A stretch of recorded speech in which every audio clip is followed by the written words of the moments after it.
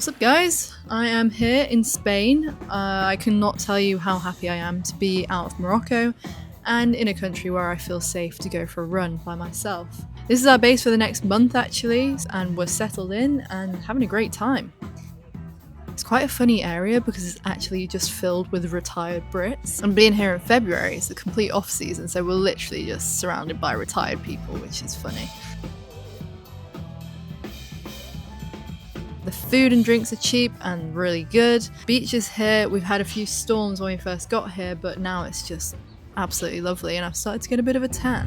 The old people bar is scary. I thought it was... So this episode is going to be a little bit different. I'm not playing any live poker at the moment. A little bit because Morocco went bad and I wanted a bit of a break, but also there was just nothing on the schedule. So this episode, we're going to go for a walk and then we're going to play a very intense game of Heads Up. So me and Blaze do play a lot of Heads Up, but we're treating this one a lot more serious. There'll be a lot more bragging rights, mainly because the Irish Open's coming up where we get to play an annual Heads Up tournament because they have a 350, an affordable Heads Up tournament. If you know me, you know I absolutely love Heads Up. I don't get it when people don't like it or when they want to rush and make deals and stuff. If it's not too late in the night, let's do it. Let's play some Heads Up. Let's see what you're really about. You can easily exploit people in Heads Up. And trust me when I say this, I know exactly how to play Blaze.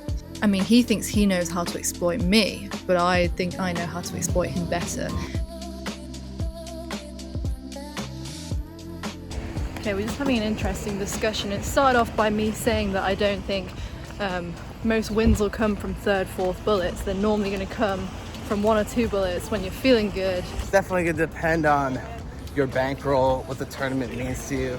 Have you sat it in? Have you been on a downswing? Have you been on an upswing? Like if I'm on an upswing, like say I've just won like 100K a couple weeks ago, I'm not going to give a shit about firing 4 times in 1K. What I'm saying is if you get to your 5th bullet and inside if you're a little bit frustrated and you're thinking, oh, this is a lot of money that I've put in, you're just never going to be on your A game. But then we started talking about, do you need to be on your A game for day one? Yeah, how many people are on the A game? A lot of players, they're never going to play their A game on a day one because they're just going to try to get a big bag. You know, their B or C game has a massive edge over the field already. They're just going to take exploitative spots. Because I think I tend to play my A game on day ones, and by day two, if it's the day after, I can be a little bit tired because I've been playing such an A game. And you think of athletes, like they can't play their A game all the time. They have to have like modes where they go heavy and then they draw back a little bit. Yeah. Almost like a recovery mode. So like, should you be trying to play your absolute best, be like Brandon Shields, that's what you said, like all the time?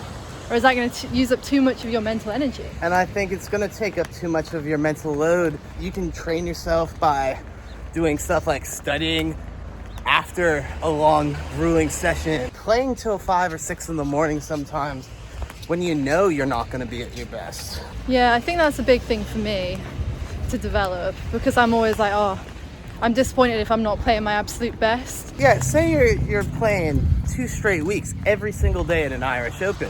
You can't just go in on day one, play a $250, $350 tournament, be trying to play your A game, like Buff, try to play your A game bullet too. It's gonna get to you. It's gonna get to you. By the time the main event comes around, you're gonna be shattered, you're gonna be low on fuel, low on confidence. You just gotta try to make poker fun whenever you possibly can. And I think what I did well with the Irish Open last year is in the mini main, I just got drunk and had a bit of fun and I ended up bagging really big, and that was good because it didn't drain on me the energy, and because the field's so soft I just need to be, have the basics there and I'm winning.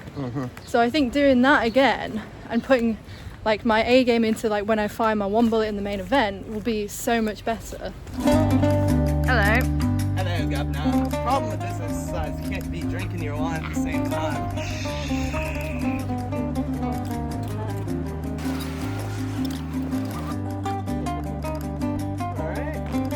Forehand.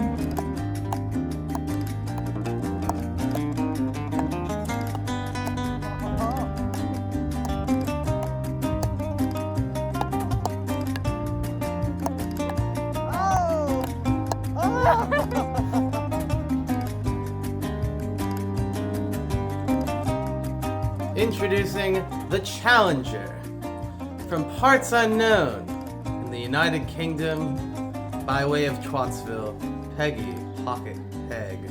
And the champion, the great American wonder, the most profitable man in the house,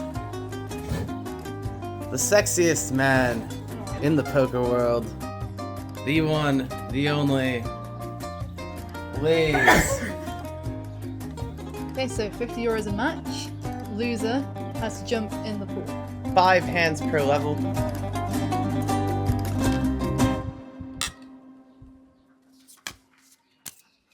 Okay, so the first hand we look at a little ace queen. I decide to raise the button up to 300.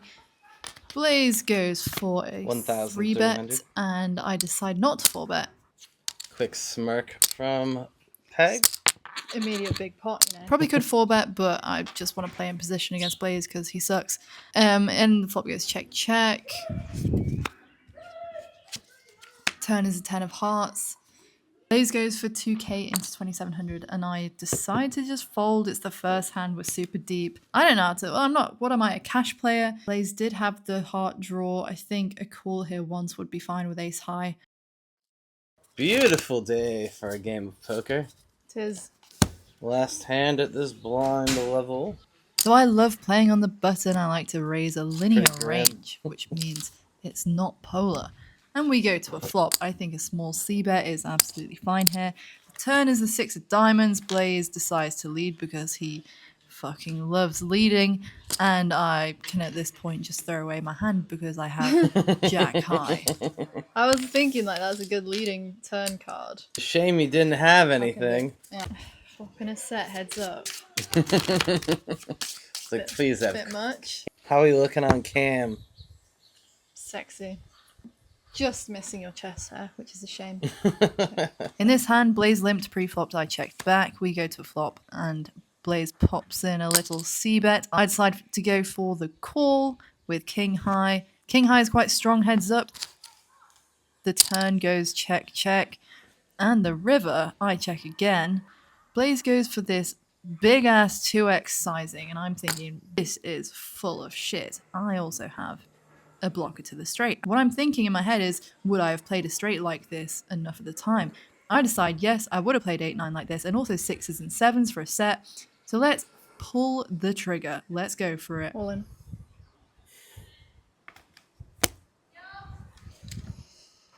Show it. Come on. Come on.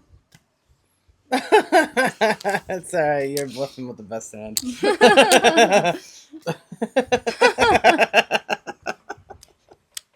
We suck. Thought he was full of shit. Just I had a nut blocker, so, you know. Jamming on my 2x pot. It's never a good sign. No. Well, he definitely can't hero with that combo. Not quite. This hand I limped from the small blind. Blaze checked. On the flop, I bet small. Blaze goes for the little check raise. I think I should 3-bet this a lot, but I just went for the call this time. The turn, Blaze continues at this point. I also think raising would be really good here, but I just go for the call. On the river, it bricks out and he checks. Now, I bet what you're thinking is, oh yeah, this is a really good spot to bluff. He's clearly a little bit weak. But I know Blaze, and I know he's going to snap me off in this spot 100% of the time with bottom pair. So I just think this bluff is not going to be profitable enough. 10 high. You win.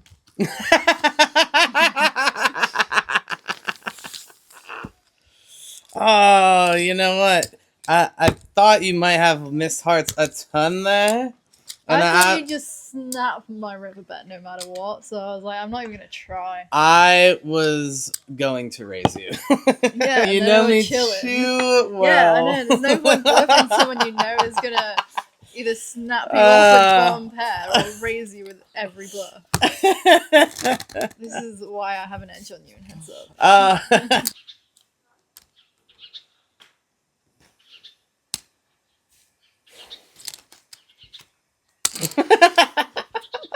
See, if you were Brandon, you would have 4-bet me. I know. I was considering it. 8-6 suited. It's better than the King 4 off trash you threw that with. It is not. Well, actually, it is. Hands up. Drinks are empty. Right, drink break. What's up, guys? It's flan time. Flanner day. Flanner day. Milk. Butter? I'm sure. I think it's just milk. When I met you, you're a lonely street rat, and now... Let's stop this. And now what? Now you're on top of the world. Being chauffeured, driven You've around. driven once! Oh, who's this cool guy? I know what you're thinking. I bet you think this is the driver's side, but it's not. I know, Brits, don't be alarmed. They drive on the other side here. And guess what? I'm not driving.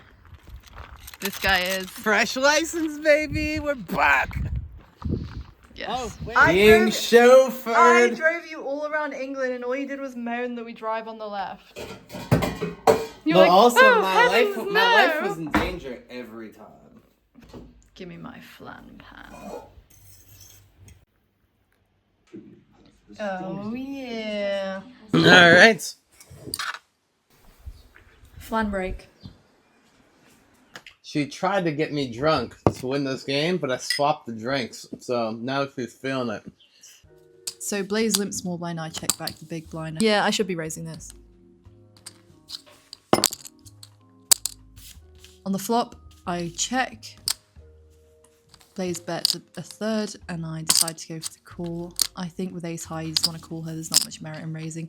On the turn, I pick up a flush draw on the king of diamonds, and Blaze overbets 125. I think here I should probably just jam, put them all in.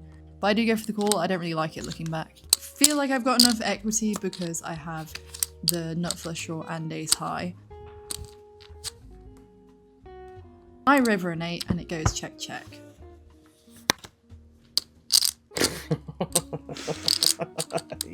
Can I river you? Yeah. Better ace high. No. So we pick up a little 6 to a diamond. I like a raise from the small blind. Blaze is working off about 25 bigs, and I can easily fold to a 3-bet or a jam here. He goes for the call and we flop a 2. We want to bet small to protect our 2 here.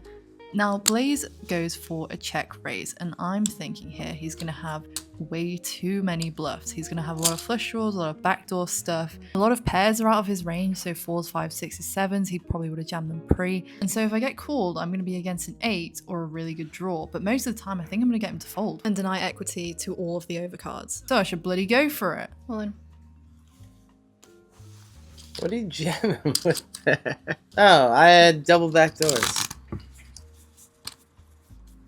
This was a fun one. Blaze limps the small blind. I check back with 6-4. Check. We flop a gutter and the turn brings a magical card. Not sure about my sizing here after it goes check check flop, but it is a double flush draw board. Very draw heavy, so I figured a big size going polar can't be too bad.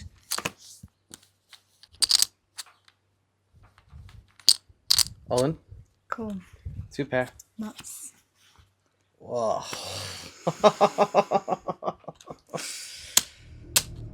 Ay, ay, ay. What It's a not over. Setup. Come on, hold. Come on! Let's go. What a setup. Come on. Okay, I'm actually sorry for not slow rolling Blaze. Oh, turn, what a come on. setup. What a turn. Sometimes card distribution is just not your day. Chatting shit, you had a absolutely I fine completely card. outplayed her the whole day. Well, I think we'll let them Wakes be, up with cards. we'll let them be the judge of that. There we go. Easy game. Easy. Here we go. This isn't something to be celebrated. Neither is losing. Look, you know what they say? 2 pairs not as good as a straight. Alright, the plan is to piss myself before going in. Actually, no, that might make my junk a little colder. Piss myself as soon as I land in the pool. Or while I'm airborne for special effects. That doesn't count as in, by the way. No, I'm in. You are not in. I'm in. Oh, dearie me.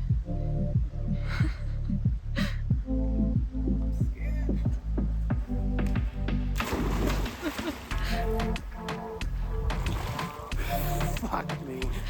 It's cold. I hate this.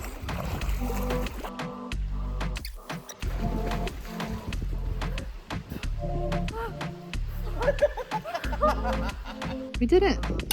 Cheers, matey. Next time on the vlog, we're gonna go to Italy and I'm gonna eat a little bit of meat and have a smidge of wine and beer. He's going to be absolutely smashed. We're going to be playing mixed games and it's going to be so drunk. incredible. Like and subscribe.